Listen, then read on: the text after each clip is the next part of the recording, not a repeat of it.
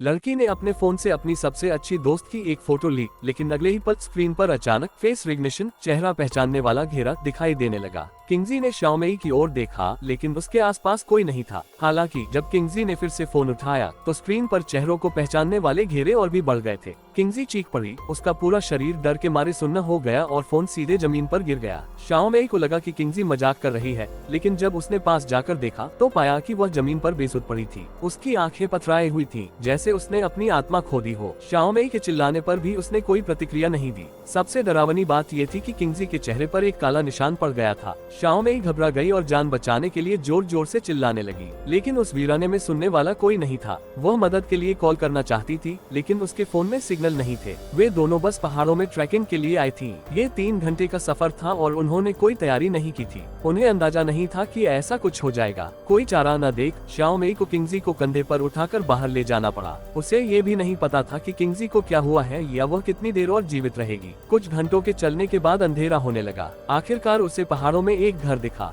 शाओमेई ने जल्दी से दरवाजा खटखटाया। एक बूढ़ी औरत ने दरवाजा खोला। शाओमेई ने जल्दी समझाया, हम यहाँ ट्रैकिंग के लिए आए हैं। मेरी सहेली अचानक हिल डुल नहीं पा रही है। उसने पूछा क्या वह फोन कर सकती है। बूढ़ी औरत ने सिर हिलाया और कहा कि वह मदद कर सकती है। फिर पूछा, तुम्हारी सहेली कहाँ है? शाओमेई पीछे मुड़ी और उसके शरीर में एक ठंडी लहर दौड़ गई। उसे पता ही नहीं चला कि उसके साथ वाली किंगजी कब गायब हो गई। उसने जोर जोर से किंगजी का नाम पुकारा, लेकिन घाटी में केवल उसकी अपनी आवाज गूंज रही थी। अब पूरी तरह अंधेरा हो चुका था। बूढ़ी औरत ने फोन पर मदद मांगी और फिर ठंडी पड़ चुकी शाओमेई की ओर देखा। उसने दिलासा दिया, मैं तुम्हारे लिए कुछ खाने को लाती हूँ। तभी शाओमेई को कुछ सरसराहट की आवाज सुनाई दी। आवाज रसोई से आ रही थी।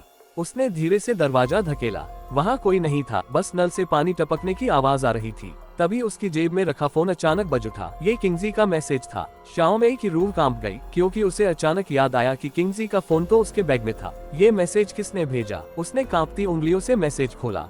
वह किंगजी द्वारा भेजी गई एक फोटो थी। पहले तो लगा कि यह साधारण फोटो है, लेकिन जब उसने जूम किया तो शाओमेई के पीछे की छाया में एक 4 लीफ क्लोवर जैसा कुछ था। और भी डरावनी बात ये थी कि फोटो में मौजूद वह चीज हिली। इसी समय कमरे की बत्तियां बुझ गईं। शाओमेई अंधेरे में पूरी तरह कांप रही थी। उसने लाइट चालू करनी चाहिए, लेकिन बल्ब ने काम नहीं किया। जो फोन अभी चल रहा था वह भी अचानक बंद हो गया। सौभाग्य से एक टॉर्च जल गई, लेकिन उसी टॉर्च की रोशनी में शाओमेई ने वह भयानक मंजर देखा और इस तरह शाओमेई की मौत हो गई।